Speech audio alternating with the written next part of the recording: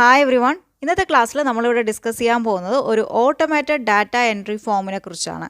അതായത് വളരെ ഈസി ആയിട്ട് നമുക്ക് ഡാറ്റ എൻറ്റർ ചെയ്യാനും അതുപോലെ തന്നെ അത് സെയിം ടൈമിൽ നമ്മുടെ ഡാറ്റാബേസിലേക്ക് ഡാറ്റ എത്താനുമുള്ള ഒരു ടെക്നിക്കാണ് ഞാനിവിടെ ഡിസ്കസ് ചെയ്യാൻ പോകുന്നത്. അതായത് ഒരു വെബ് ഇൻ്റർഫേസ് പോലെയാണ് ഇത് വർക്ക് ചെയ്യുന്നത്.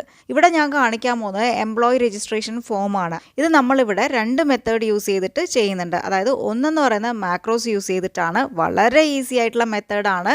ഇന്നാണ് നിങ്ങളിത് കാണുന്നതെങ്കിൽ ഒരു 5 മിനിറ്റ് കൊണ്ട് നിങ്ങൾ ഈ വീഡിയോൻ്റെ മുന്നിൽ ഇരുന്നിട്ടുണ്ടെങ്കിൽ പഠിക്കാവുന്നതേ ഉള്ളൂ. രണ്ടാമത്തെ മെത്തേഡിൽ നമ്മൾ എക്സ്പ്ലെയിൻ ചെയ്യുന്നത് VBA കോഡ് യൂസ് ചെയ്തിട്ടാണ്. അതിന് VBA കോഡ് പഠിക്കേണ്ട ആവശ്യമില്ല. ഞാനൊരു കോഡ് നിങ്ങൾക്ക് തരുന്നതായിരിക്കും. ആ കോഡ് ജസ്റ്റ് ഞാൻ പറയുന്ന പോലെ ചെയ്തിട്ടുണ്ടെങ്കിൽ നിങ്ങളുടെ ഡാറ്റ എൻട്രി ഫോമിനെ കസ്റ്റമൈസ് ചെയ്യാൻ, അതായത് ഓട്ടോമേറ്റ് ചെയ്യാൻ നിങ്ങൾക്ക് സാധിക്കുന്നതായിരിക്കും. അപ്പോൾ നമുക്ക് സ്റ്റാർട്ട് ചെയ്യാം.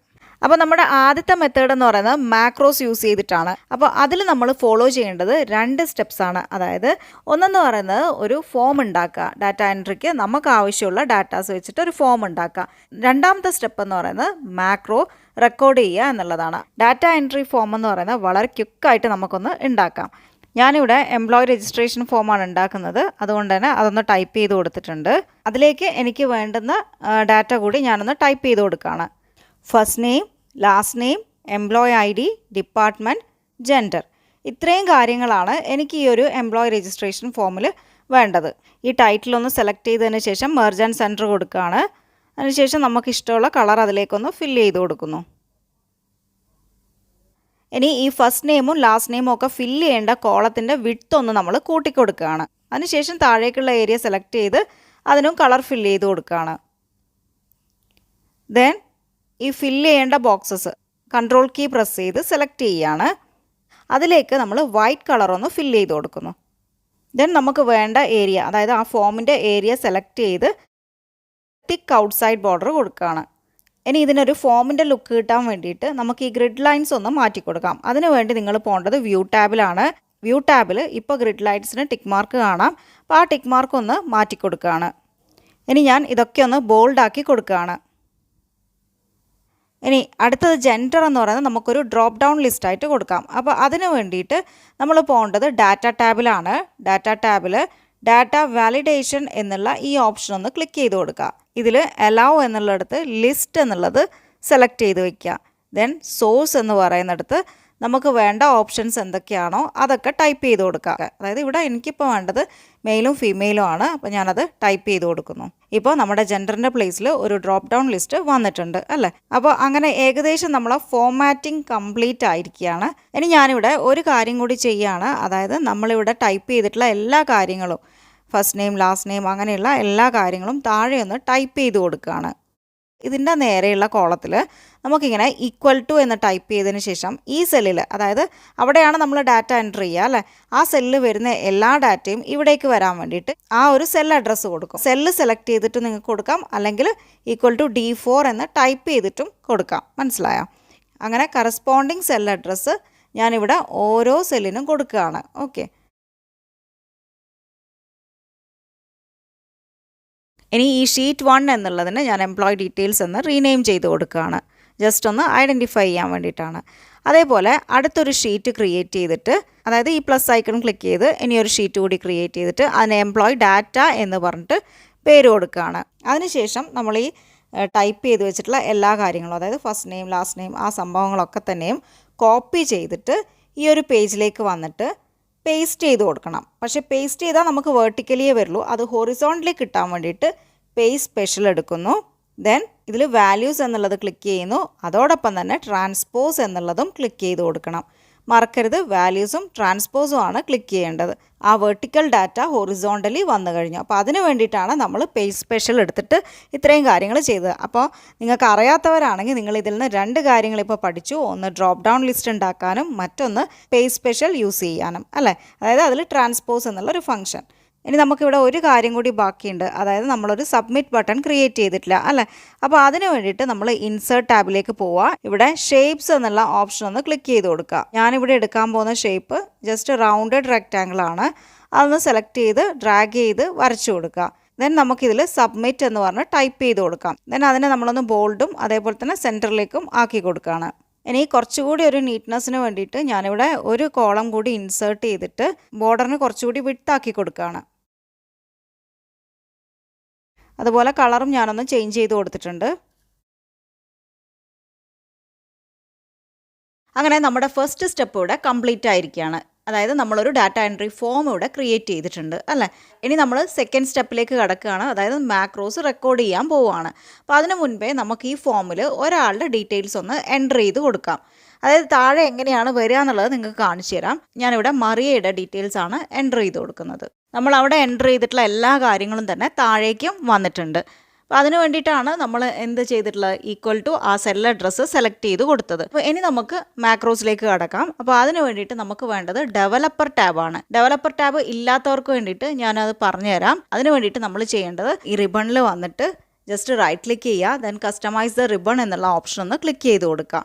ദെൻ നമുക്കിതാ ഇങ്ങനെയുള്ള ഒരു വിൻഡോ വരുന്നതായിരിക്കും. നിങ്ങൾക്കിപ്പോൾ ഇല്ലെങ്കിൽ എന്താണ് ലെഫ്റ്റ് സൈഡിൽ ഡെവലപ്പർ ടാബ് എന്നുള്ള ഓപ്ഷൻ നിങ്ങൾക്ക് കാണാൻ സാധിക്കും.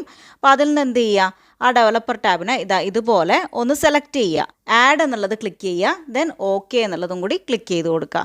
ഇപ്പോൾ നമ്മുടെ റിബണിലേക്ക് ഡെവലപ്പർ ടാബ് കൂടി ആഡ് ആയിട്ടുണ്ട്. ഇനി ഞാനിവിടെ റെക്കോർഡ് മാക്രോ എന്നുള്ളത് ക്ലിക്ക് ചെയ്ത് കൊടുക്കുകയാണ്. അപ്പോൾ നമുക്ക് ആദ്യത്തെ ഓപ്ഷനിൽ മാക്രോന് നെയിം കൊടുക്കുക എന്നുള്ളതാണ്. അതായത് നമ്മൾ എന്താണോ ക്രിയേറ്റ് ചെയ്യുന്നത് ആ മാക്രോന് ഒരു പേര് കൊടുക്കുന്നു. ഞാനിവിടെ ഫോം എന്ന് പേര് കൊടുത്തിട്ട് ഓക്കെ ക്ലിക്ക് ചെയ്യുന്നു.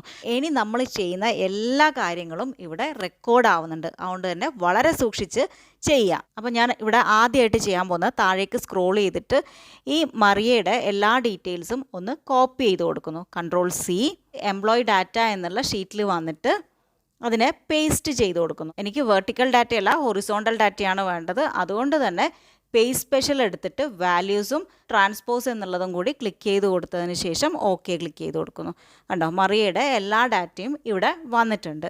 ഇനി ഞാൻ വീണ്ടും ഇവിടെ തന്നെ വന്നിട്ട് നമ്മുടെ ഒറിജിനൽ ഡാറ്റ ഉണ്ടല്ലോ, അതായത് ആ ഫോമിൽ വന്നിട്ട് ഈ ഡാറ്റ കംപ്ലീറ്റും ഡിലീറ്റ് ചെയ്ത് കൊടുക്കുകയാണ്. അതിനുശേഷം നമുക്ക് ഈ റെക്കോർഡിങ് സ്റ്റോപ്പ് ചെയ്ത് കൊടുക്കാം. സ്റ്റോപ്പ് റെക്കോർഡിംഗ് ക്ലിക്ക് ചെയ്യുന്നു. ഇപ്പോൾ നമ്മൾ ചെയ്തിട്ടുള്ള ഇത്രയും സ്റ്റെപ്സ്, അതായത് ജസ്റ്റ് നമ്മൾ കോപ്പി ചെയ്യുന്നു, പേസ്റ്റ് ചെയ്യുന്നു അല്ലേ, ഈ 2 സ്റ്റെപ്പേ നമ്മൾ ചെയ്തിട്ടുള്ളൂ. ഈ സ്റ്റെപ്പ് കംപ്ലീറ്റും അവിടെ റെക്കോർഡായിട്ടുണ്ട്. ഇപ്പോൾ നമ്മൾ മാക്രോ റെക്കോർഡ് ചെയ്ത് വെച്ചിട്ടേ ഉള്ളൂ അല്ലേ, അതിന് നമ്മൾ അസൈൻ ചെയ്ത് കൊടുത്തിട്ടില്ല. നമ്മൾ സബ്മിറ്റ് പ്രസ് ചെയ്യുമ്പോഴാണ് നമുക്കത് ഡാറ്റാബേസിലേക്ക് പോകേണ്ടത് അല്ലേ. അപ്പോൾ അതിന് വേണ്ടിയിട്ട് നമ്മൾ എന്ത് ചെയ്യുന്നു, സബ്മിറ്റ് ബട്ടൺ റൈറ്റ് ക്ലിക്ക് ചെയ്തതിന് ശേഷം അസൈൻ മാക്രോ എന്നുള്ളത് ക്ലിക്ക് ചെയ്യുന്നു. ദെൻ നമുക്ക് വേണ്ട മാക്രോ ഏതാണെന്ന് വെച്ചാൽ സെലക്ട് ചെയ്യുക. നമ്മളിവിടെ ഫോമാണ് ക്രിയേറ്റ് ചെയ്തിട്ടുള്ളത് അല്ലേ. അതിനുശേഷം ഓക്കെ എന്നുള്ളത് ക്ലിക്ക് ചെയ്ത് കൊടുക്കുന്നു. ഇപ്പോൾ സബ്മിറ്റ് ബട്ടണിൽ നമ്മൾ അസൈൻ ചെയ്ത് കൊടുത്തിട്ടുള്ള മാക്രോ ഉണ്ടാവും. ഇനി എന്ത് ചെയ്യാം, നമുക്കൊരാളുടെ ഡീറ്റെയിൽസ് ഒന്ന് എൻ്റർ ചെയ്ത് നോക്കാം. സാറ എന്ന് പറഞ്ഞ ആളുടെ ഡീറ്റെയിൽസ് ഞാൻ എൻ്റർ ചെയ്യുകയാണ്.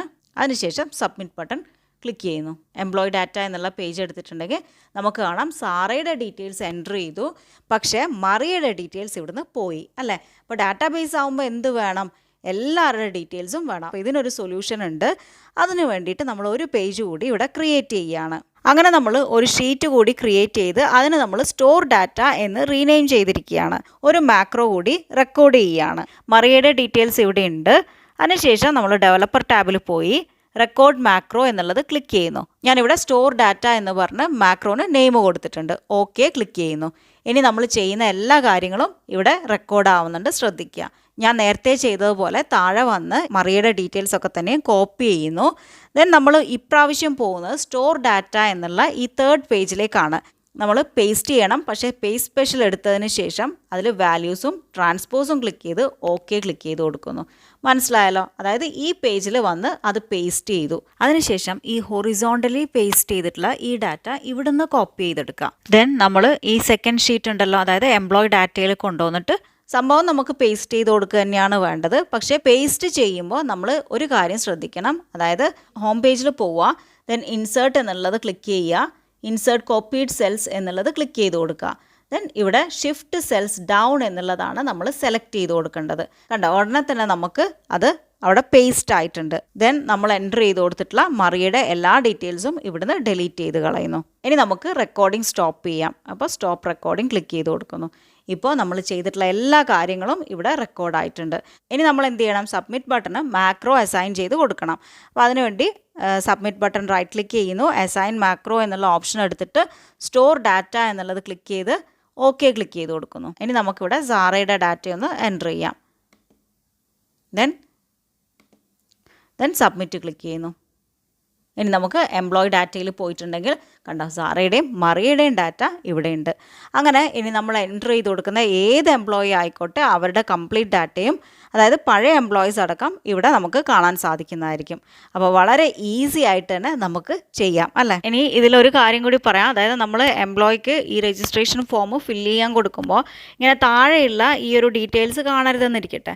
അതിന് വേണ്ടിയിട്ട് നമുക്ക് ഈ കംപ്ലീറ്റ് സംഭവം സെലക്ട് ചെയ്തതിന് ശേഷം നമ്മുടെ ബാക്ക്ഗ്രൗണ്ട് കളർ കംപ്ലീറ്റ് നമ്മൾ വൈറ്റ് ആണ് വെച്ചിട്ടുള്ളത്. അപ്പോൾ ഫോണ്ടിൻ്റെ കളർ വൈറ്റ് തന്നെ സെലക്ട് ചെയ്യുക. ഇപ്പോൾ ആർക്കും തന്നെ ഇവിടെ ഇങ്ങനെ ഒരു ടെക്സ്റ്റ് എൻ്റർ ചെയ്തിട്ടുണ്ടെന്ന് മനസ്സിലാക്കാൻ സാധിക്കില്ല അല്ലേ. അങ്ങനെ നമ്മുടെ സെക്കൻഡ് സ്റ്റെപ്പും ഇവിടെ കംപ്ലീറ്റ് ആയിരിക്കുകയാണ്. ഇനി നമ്മുടെ തേർഡ് സ്റ്റെപ്പ് എന്ന് പറയുന്നത് നമ്മുടെ ഡാറ്റയെ പ്രൊട്ടക്റ്റ് ചെയ്യുക എന്നുള്ളതാണ്. അതായത് വേറെ പ്ലേസിലൊന്നും തന്നെ ഡാറ്റ എൻ്റർ ചെയ്യാൻ പറ്റാത്ത വിധം ഇതിനെ പ്രൊട്ടക്റ്റ് ചെയ്ത് വെക്കുകയാണ് നമ്മൾ ഈ തേർഡ് സ്റ്റേജിൽ ചെയ്യുന്നത്.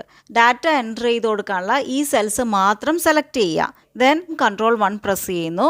ഇവിടെ ലോക്ക്ഡ് എന്നുള്ളത് ടിക്ക് മാർക്ക് മാറ്റി കൊടുക്കുക. അതായത് അത് നമ്മൾ ലോക്ക് ചെയ്യുന്നില്ല. ഓക്കെ, അത് മാത്രം അൺലോക്ക് ചെയ്തവിടെ വെക്കുകയാണ്. ഇനി നമ്മൾ ചെയ്യേണ്ടത് റിവ്യൂ ടാബിലേക്ക് പോവുക. ദെൻ പ്രൊട്ടക്ട് ഷീറ്റ് എന്നുള്ള ഈ ഓപ്ഷൻ ഒന്ന് ക്ലിക്ക് ചെയ്ത് കൊടുക്കുന്നു. സെലക്ട് ലോക്ക്ഡ് സെൽസ് എന്നുള്ളത് ടിക്ക് മാർക്ക് ഒഴിവാക്കുന്നു. ദെൻ ഓക്കെ ക്ലിക്ക് ചെയ്യുന്നു. ഇനിയിപ്പോൾ നോക്കിക്കോളാം, നമുക്ക് ഡാറ്റ എൻ്റർ ചെയ്യേണ്ട ഈ സെൽസിലൊക്കെ ക്ലിക്ക് ചെയ്താൽ ക്ലിക്ക് ചെയ്യാൻ പറ്റും, ഡാറ്റ എൻ്റർ ചെയ്യാനും പറ്റും. പക്ഷേ പുറത്ത് വന്ന് നമ്മൾ ഏത് സെല്ല് ക്ലിക്ക് ചെയ്തിട്ടുണ്ടെങ്കിലും ക്ലിക്ക് ഒന്നും തന്നെയും വർക്കാവില്ല. ഓക്കെ, ഇതിൽ നമുക്ക് ഡാറ്റ എൻ്റർ ചെയ്യുകയും സബ്മിറ്റ് ചെയ്യുകയും ഒക്കെ ചെയ്യാൻ സാധിക്കും. ഇനി നിങ്ങൾക്ക് കാണാം ഇവിടെ ഒരു സ്ക്വയർ ബോക്സിൽ വന്നിട്ട് നമ്മുടെ കേഴ്സർ നിൽക്കുന്നുണ്ട് അല്ലേ. ഞാൻ റെക്കോർഡ് ചെയ്ത മാക്രോ എൻഡ് ചെയ്യുമ്പോൾ ഞാൻ ഈ സെല്ല് വന്നിട്ട് ക്ലിക്ക് ചെയ്ത് പോയിട്ടുണ്ട്. അതുകൊണ്ടാണ് ഇപ്പോഴും ഈ സെല്ല് മാത്രം ഹൈലൈറ്റ് ആയിട്ട് നിൽക്കുന്നത്. നമ്മൾ ലാസ്റ്റ് എൻ്റർ ചെയ്ത ജോണിൻ്റെ ഡാറ്റയും ഇവിടെ വന്നിട്ടുണ്ട്. അങ്ങനെ നമ്മുടെ ഓട്ടോമേറ്റഡ് ഡാറ്റ എൻട്രി ഫോം ഇവിടെ കംപ്ലീറ്റ് ആയിരിക്കുകയാണ്. ഇനിയിപ്പോൾ ഇതിനെ സേവ് ചെയ്യുമ്പോൾ സേവ് ആസ് ടൈപ്പിൽ വന്നിട്ട് മാക്രോ ഇനബിൾഡ് വർക്ക് ബുക്ക് എന്നുള്ളത് സെലക്ട് ചെയ്ത് കൊടുക്കണം. അപ്പോൾ അതുകൂടി ഓർക്കുക. അപ്പോൾ ഇതാണ് നമ്മുടെ ഫസ്റ്റ് മെത്തേഡ് എന്ന് പറയുന്നത്. ഇനി സെക്കൻഡ് മെത്തേഡിൽ നമ്മൾ VBA യൂസ് ചെയ്തിട്ടാണ് ചെയ്യുന്നത്. VBA എന്ന് പറയുന്നത് ഒന്നുമില്ല, ജസ്റ്റ് ഞാനൊരു കോഡ് തരുന്നു, നിങ്ങളത് കൊണ്ടുപോയി നിങ്ങളുടെ VBA മൊഡ്യൂളിൽ കൊണ്ടുപോയിട്ട് പേസ്റ്റ് ചെയ്യുന്നു. നേരത്തെ നമ്മൾ ചെയ്തു വെച്ച എംപ്ലോയി രജിസ്ട്രേഷൻ ഫോം ഓൾറെഡി നമ്മുടെ കയ്യിലുണ്ട്.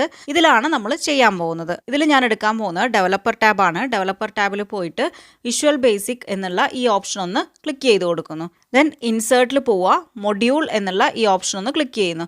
ഇപ്പോൾ ഇവിടെ നിങ്ങൾക്ക് കാണാം മൊഡ്യൂൾ 1 ഇവിടെ ഇൻസേർട്ട് ആയിട്ടുണ്ട്. ഇവിടെയാണ് നമ്മൾ കോഡ് ടൈപ്പ് ചെയ്ത് കൊടുക്കേണ്ടത്. ഓൾറെഡി ഞാൻ നോട്ട് പാഡിൽ ടൈപ്പ് ചെയ്ത് വെച്ചിട്ടുണ്ട്. അപ്പോൾ ഈ കോഡൊന്ന് കോപ്പി ചെയ്യുന്നു, Ctrl+C, ദെൻ ഇവിടെ വന്നിട്ട് പേസ്റ്റ് ചെയ്യുന്നു, Ctrl+V. ഇനി ഈ കോഡൊന്ന് നമുക്ക് നോക്കാം. ഇതിൽ ഡാറ്റ എന്ന് പറയുന്നതാണ് നമ്മുടെ മാക്രോ നെയിം. അത് കഴിഞ്ഞ് നമ്മൾ ഇനീഷ്യലൈസ് ചെയ്ത് കൊടുക്കണം. അതായത് സോഴ്സ് ഷീറ്റിനെയും ഡാറ്റ ഷീറ്റിനെയും നെക്സ്റ്റ് റോയിനെയും നമ്മളിവിടെ ഇനീഷ്യലൈസ് ചെയ്ത് കൊടുത്തിട്ടുണ്ട്.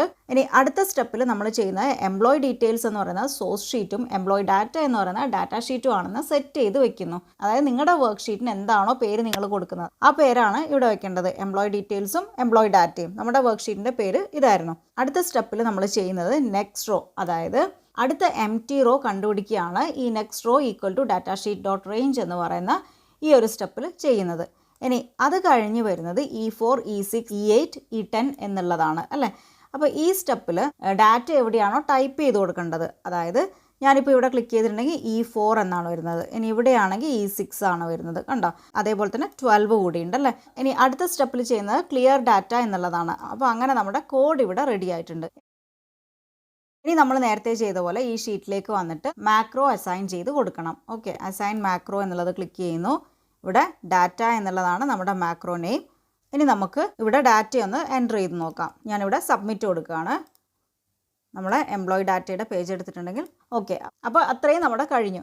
ഇനിയിപ്പോൾ നമുക്കൊരു കാര്യം കൂടി ചെയ്യാണ്ട്, ഇപ്പോൾ നമ്മുടെ യൂസർക്ക് ഇവിടെയൊക്കെ ഡാറ്റ എൻ്റർ ചെയ്യാൻ സാധിക്കുന്നതായിരിക്കും. അപ്പോൾ ഇത് നേരത്തെ ചെയ്തതുപോലെ തന്നെ നമുക്കൊന്ന് പ്രൊട്ടക്റ്റ് ചെയ്ത് വെക്കാം. അപ്പോൾ ഇത്രയാണ് നമ്മുടെ ഇന്നത്തെ ഓട്ടോമാറ്റഡ് ഡാറ്റ എൻട്രി ഫോം എന്ന് പറയുന്നത്. അപ്പോൾ എല്ലാവർക്കും മനസ്സിലായിട്ടുണ്ടാവുമെന്ന് കരുതുന്നു. നമുക്ക് നെക്സ്റ്റ് ക്ലാസ്സിൽ നല്ലൊരു ടോപ്പിക്കുമായിട്ട് കാണാം. So thank you for watching. By.